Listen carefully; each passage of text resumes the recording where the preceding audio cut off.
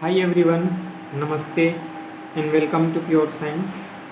पिछले क्लास में हमने पढ़ा इलेक्ट्रोस्टैटिक के पिछले क्लास में स्केलर और वेक्टर का डेफिनेशन, इसके साथ ही स्केलर फील्ड और वेक्टर फील्ड का डेफिनेशन। ठीक है, इस वाले क्लास में हम आज देखेंगे मल्टीप्लिकेशन ऑफ टू वेक्टर्स। ठीक है, तो दो वेक्टर क्वांटिटीज़ हैं, उनका मल्टीप्लिकेशन किस प्रकार से होता है और उनकी क्या क्या प्रॉपर्टीज़ होती हैं, है ना। जो मल्टीप्लिकेशन होता है स्केलर वेक्टर का मल्टीप्लिकेशन, उसकी क्या क्या प्रॉपर्टीज़ होती हैं। ठीक है, तो जो वेक्टर क्वांटिटीज़ होते हैं उनका मल्टीप्लिकेशन दो टाइप से हो सकता है। एक स्केलर मल्टीप्लिकेशन, स्केलर और डॉट मल्टीप्लिकेशन, डॉट मल्टीप्लिकेशन। ठीक है, दूसरा होता है वेक्टर मल्टीप्लिकेशन, वेक्टर और क्रॉस मल्टीप्लिकेशन, क्रॉस मल्टीप्लिकेशन या फिर प्रोडक्ट भी बोलते हैं। ठीक है, मल्टीप्लिकेशन लिख दे रहा हूँ, प्रोडक्ट भी बोलते हैं इसी को, स्केलर प्रोडक्ट और डॉट प्रोडक्ट। ठीक है, तो दो स्केलर का, दो वेक्टर का डॉट प्रोडक्ट जो होता है ये इस प्रकार से, ए एक वेक्टर है, बी एक वेक्टर है और ये दोनों वेक्टर एक दूसरे से थीटा एंगल बनाते हुए रखे हुए हैं, है ना। ये एक वेक्टर है, एक वेक्टर का डायरेक्शन ए डायरेक्शन में इस ओर है ना, दोनों एक दूसरे से थीटा एंगल बनाते हुए रखे हैं। तो इनका जो डॉट प्रोडक्ट होगा ए डॉट बी जो होगा, A dot B is equal to होगा ए का मैग्नीट्यूड जितना भी हो इंटू बी का मैग्नीट्यूड जितना भी हो और कॉस थीटा, दोनों के बीच के एंगल का क्या होता है, कॉस थीटा। ठीक है, ए डॉट बी जो होता है, ए डॉट बी जो होता है स्केलर प्रोडक्ट जो होता है, उसका वैल्यू होता है ए का मैग्नीट्यूड बी का मैग्नीट्यूड दोनों का मल्टीप्लिकेशन और दोनों के बीच के एंगल का कॉस थीटा। ठीक है, ए बी कॉस थीटा। अब इसके कुछ प्रॉपर्टीज़ होती हैं, है ना। प्रॉपर्टीज़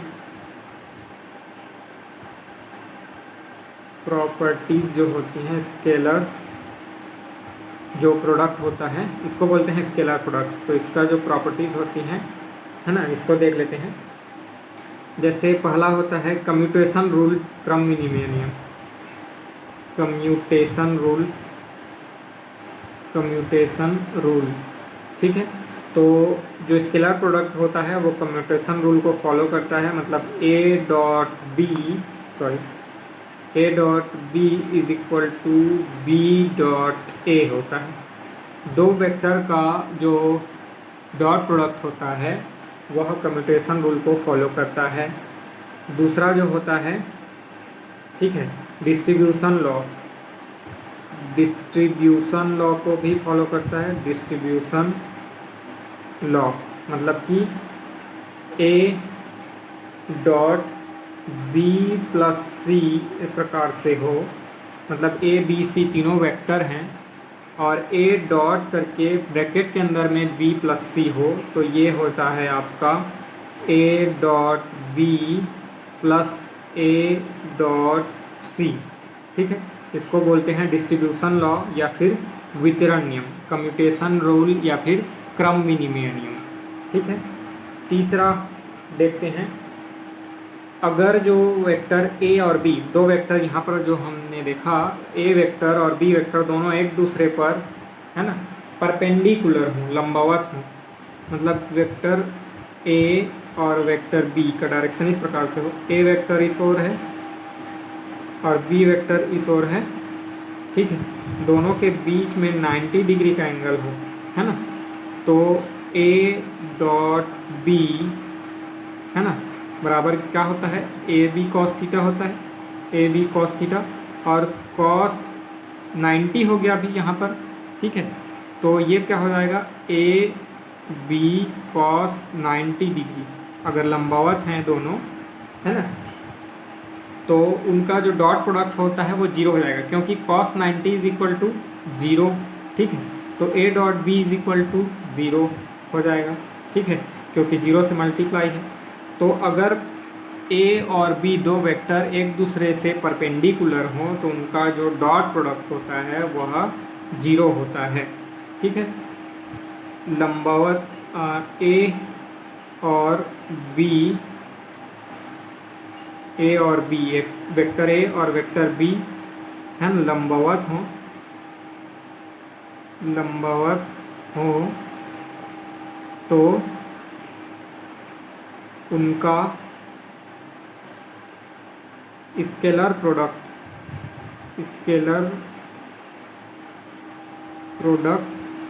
शून्य होता है।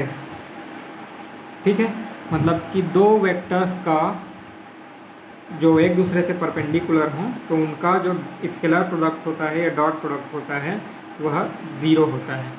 ठीक है, चौथा देखते हैं। अगर एक दूसरे से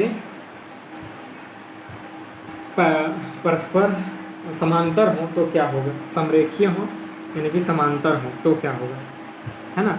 मतलब ए जो है एक वेक्टर है इस प्रकार से और बी एक वेक्टर है। ठीक है, दोनों एक दूसरे से समांतर हों, इस प्रकार से आगे चलते जाएंगे। ठीक है, कभी एक दूसरे से नहीं मिलेंगे तो इन दोनों के बीच का जो एंगल होगा थीटा इज इक्वल टू या तो 0 होगा या फिर theta is equal to 180 degree होगा, क्योंकि ये जो है एक वेक्टर इस डायरेक्शन में हो सकता है, दूसरा वेक्टर अपोजिट डायरेक्शन में भी हो सकता है। तो एक तो कॉम्बिनेशन ये बन रहा है कि दोनों के बीच का एंगल 0 डिग्री हो या फिर दूसरा कि दोनों के बीच का एंगल 180 डिग्री हो। तो उस कंडीशन में क्या होगा, तो उस कंडीशन में A dot B is equal to A का मैग्नीट्यूड बी का मैग्नीट्यूड कॉस थीटा जो होता है, अभी मान लेते हैं कॉस 0 डिग्री, है ना। तो कॉस 0 बराबर क्या होता है, 1 होता है। तो ए डॉट बी मतलब दोनों का मल्टीप्लिकेशन हो जाएगा सीधा, अगर theta is equal to 0 degree है तो। ठीक है, तो ये जो होगा मैक्सिमम वैल्यू आएगा इसका। ठीक है, और अगर ये 180 डिग्री हो तो माइनस हो जाएगा, है ना, मतलब -1 होगा। तो ए बी का तो मल्टीप्लिकेशन होगा ही साथ, लेकिन जो साइन रहेगा वो माइनस रहेगा, उल्टा डायरेक्शन। ठीक है, तो इसके क्या क्या और कॉन्सिक्वेंसेस हो सकते हैं। तो I dot I is equal to J dot J is equal to K dot K. ठीक है, अब ये आई जे क्या है, तो आई एक्स डायरेक्शन में यूनिट वेक्टर है, जे वाई डायरेक्शन में यूनिट वेक्टर है और के जेड डायरेक्शन का यूनिट वेक्टर है। तो I dot I equal to J dot J equal to K dot K, और ये सभी का वैल्यू क्या होता है, 1 होता है। ठीक है, सभी का वैल्यू हो गया 1। तो ये 4 प्रॉपर्टीज़ थी स्केलर प्रोडक्ट के। ठीक है, अब जो है एक और चीज़ बता दे रहा हूँ। अगर कोई एक 5वां नंबर लिख लेते हैं। अगर कोई पिंड जो है मतलब बॉडी F बल के अनुदिश, एक बल किसी बॉडी पर F बल लगाने पर उस पर R डिस्टेंस जो है विस्थापन होता है। ठीक है, ड्रॉ करके बता दे रहा हूँ। ये मान लेते हैं कि R दिशा में विस्थापन होता है, R लंबाई तक, यहाँ से यहाँ तक की लंबाई R है। ठीक है, यहाँ पर से स्टार्टिंग होता है। अगर यहाँ F फोर्स लगाया जाता है इस दिशा में, इस प्रकार से F फोर्स लगाया जाता है कि दोनों के बीच का एंगल थीटा बनता है। ठीक है, इस जगह पर कोई बॉडी पिन रखा हुआ है, यहाँ पर ऐसा थोड़ा सा ऐसे फोर्स लगाया जाता है जो जिसका दिशा कुछ ऐसा होता है ना, और उसमें जो बॉडी है उसमें विस्थापन R होता है। तो जो कुल किया गया कार्य है वह दोनों के मल्टीप्लिकेशन के बराबर होगा, डॉट प्रोडक्ट के बराबर, F डॉट R। तो इसका वैल्यू होगा F into R into cos theta. ठीक है, तो जो किया गया कुल कार्य होगा इस प्रकार से दिया जाएगा। ठीक, अब दूसरा देखते हैं। दूसरा जो हम देखे थे, ठीक है, वेक्टर प्रोडक्ट या फिर क्रॉस प्रोडक्ट, वेक्टर और क्रॉस प्रोडक्ट। ठीक है, मतलब कि सदिश गुणनफल, दो सदिशों का सदिश गुणनफल, वेक्टर और क्रॉस प्रोडक्ट, दो सदिशों का सदिश गुणनफल। तो इसमें क्या होता है, ये जो है दो वेक्टर ले लेते हैं हम, ए वेक्टर है, इधर बी वेक्टर है, दोनों जो है एक दूसरे से थीटा डिग्री बनाते हैं। तो जो दो वेक्टर ए और बी है उनका वेक्टर प्रोडक्ट किस प्रकार से दिया जाएगा, ए क्रॉस बी। इसको ए क्रॉस पढ़ते हैं, ए क्रॉस बी, और इसका वैल्यू होता है ए का मैग्नीट्यूड इंटू बी का मैग्नीट्यूड और दोनों के बीच के एंगल का साइन, है ना। तो दोनों के बीच का एंगल थीटा है तो उसका साइन। तो A cross B is equal to A का मैग्नीट्यूड बी का मैग्नीट्यूड इंटू साइन थीटा, ठीक है। और ये साथ में यूनिट वेक्टर भी रहेगा, ठीक है, क्योंकि ये एक जो क्रॉस प्रोडक्ट होता है यह एक वेक्टर क्वांटिटी होता है और जो डॉट प्रोडक्ट होता है एक स्केलर क्वांटिटी होता है, ठीक है। तो चूँकि वेक्टर क्वांटिटी है इसलिए इसका एक यूनिट वेक्टर होगा एन कैप, ठीक है। इसका भी प्रॉपर्टी पढ़ लेते हैं, ए नंबर मान लीजिए, है ना। तो प्रॉपर्टीज़ जो होता है वेक्टर प्रोडक्ट के प्रॉपर्टीज़, ए फर्स्ट प्रॉपर्टी है, तो यह जो है क्रम विनिमय नियम का पालन नहीं करता है, ठीक है। लिख दे रहा हूँ, does not follow commutative rule, मतलब कि क्रम विनिमय का नियम का पालन नहीं करता है। A cross B is not equal to B cross A cross B is not equal to B cross A, ठीक है, दोनों बराबर नहीं है, ठीक है। इसमें क्या होता है, एक्चुअल में साइन बदल जाता है, A cross B is equal to minus B cross A, ठीक है, माइनस साइन आ जाता है, ठीक है, उसके बराबर नहीं होता, माइनस साइन आ जाता है, ठीक है। दूसरा बी नंबर देख लेते हैं। तो बी नंबर है आपका डिस्ट्रीब्यूटिव रूल, इसको फॉलो करता है ना, वितरण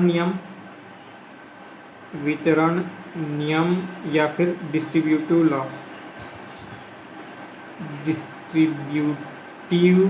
लॉ को फॉलो करता है, वितरण नियम को फॉलो करता है। कैसे, ए क्रॉस, ठीक है, अंदर में है बी प्लस सी, तो क्या होगा, तो इस कंडीशन में होता है A cross B plus A cross सी,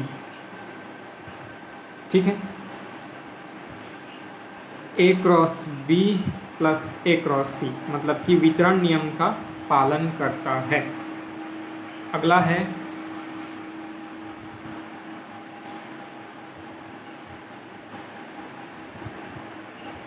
तीसरा नंबर, सी नंबर है,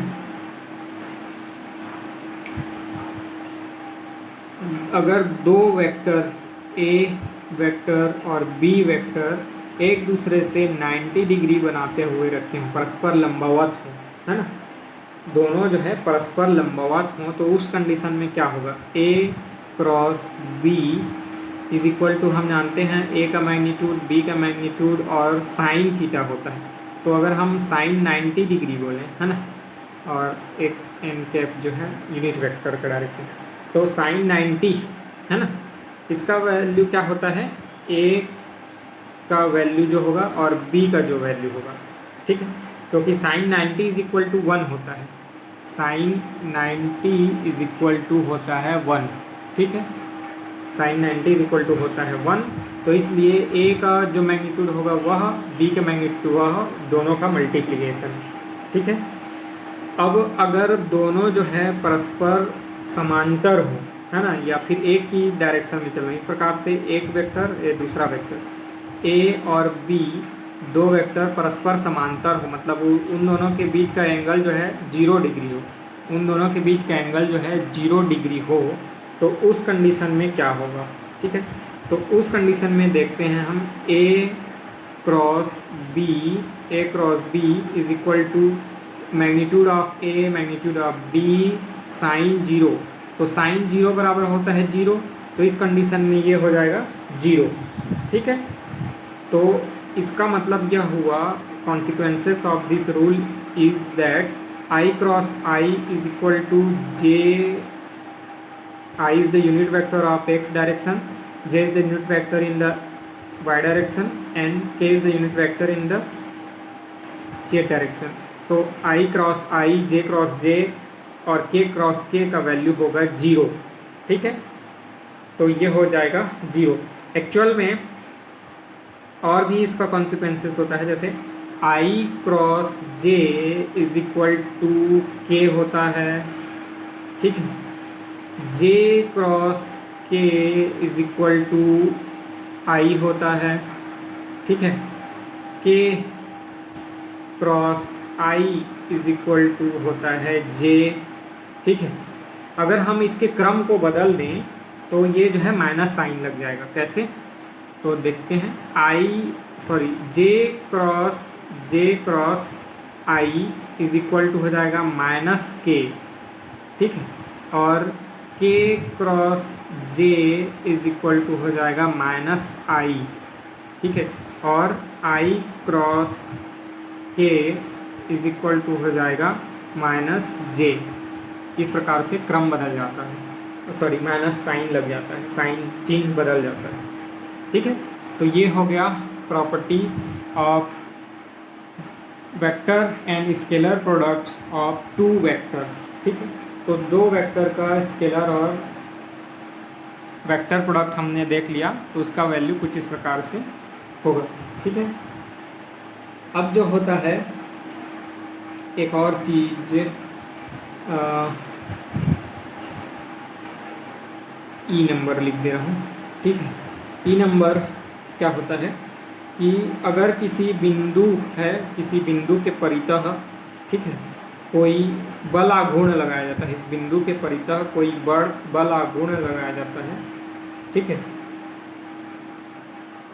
तो ये उसका वैल्यू जो होता है, इस बिंदु से, ये अगर रोटेशन का बिंदु है तो यहाँ से जिस पर फोर्स लगाया जाता है, जिस बिंदु पर फोर्स लगाया जाता है, अगर इस बिंदु पर फोर्स लगाया जा रहा है F और यहाँ से जो दूरी है R है, इस बिंदु से इस मतलब ये सेंटर पॉइंट से जिस एक्सिस के रेस्पेक्ट में ये बिंदु इस प्रकार से रोटेट कर रहा है, वहाँ से अगर दूरी R है तो जो बल आघूर्ण होता है टाउ, जिसको हम डिनोट करते हैं, वो R मतलब ये दूरी और जो बल लगाया गया है मतलब F, दोनों के क्रॉस प्रोडक्ट के बराबर होता है, ठीक है। अगर कोई एक घूर्णन करती हुई वस्तु हो, इस प्रकार से घूर्णन कर रही है ना, मतलब इस सर्कुलर पाथ पर मोशन कर रही है इस एक्सिस के चारों ओर, ठीक है। और यहाँ से इस एक्सिस से R दूरी पर है यह बिंदु, और इस बिंदु पर F बल लगाया जा रहा है, तो R और F के क्रॉस मल्टीप्लिकेशन के बराबर होता है जो बल आघूर्ण होता है, ठीक है। बल आघूर्ण किसके बराबर होता है, R और F के क्रॉस प्रोडक्ट के बराबर होता है। इसके साथ ही कोणीय संवेग जो होता है, जैसे ये कोई वस्तु घूर्णन कर रही है तो इसका एक कोणीय संवेग होगा और एक रेखीय संवेग होगा, ठीक है। तो जो कोणीय संवेग जिसको हम L से डिनोट करते हैं, कोणीय संवेग होता है R और P के क्रॉस प्रोडक्ट के बराबर। जैसे इस दिशा में इसका जो है, ठीक है, इस दिशा में रेखीय संवेग है, इस दिशा में इसका रेखीय संवेग है, ये इसके स्पर्श ज्या की रेखा की दिशा में है, ठीक है। स्पर्श ज्या की दिशा में अगर रेखीय संवेग है और इसका कोणीय संवेग इस ओर है, इस प्रकार से लंबवत ऊपर की ओर है ना, इस बिंदु से ऊपर की ओर, मतलब ये जो रेखा है एक्सिस है उसके दिशा में, ये जो एक्सिस ना इस प्रकार से रखा हुआ है, तो इसकी दिशा में जो ये होगा कोणीय संवेग, वो होगा R मतलब जो दूरी है ये, और ये जो लीनियर मोमेंटम है, रेखीय संवेग है, उन दोनों के क्रॉस प्रोडक्ट के बराबर, ठीक है। तो R cross P is equal to L और R cross F is equal to tau, है ना, मतलब कि आघूर्ण, बल आघूर्ण, ठीक है। और ये हो गया कोणीय संवेग, ये हो गया रेखीय संवेग, ठीक है। तो इस वीडियो में इतना ही रखेंगे, बाकी के टॉपिक्स को हम अगले वीडियो में कवर करेंगे। इसमें आपको कोई भी डाउट हो अभी तक जो मैंने पढ़ा है इसमें, तो आप कमेंट करके पूछ सकते हैं। मिलेंगे अगले वीडियो में, तब तक के लिए नमस्ते। और अगर आपको ये जो वीडियो है पसंद आया तो इसको अपने दोस्तों के साथ शेयर कीजिएगा, लाइक और सब्सक्राइब कीजिएगा। Thank you.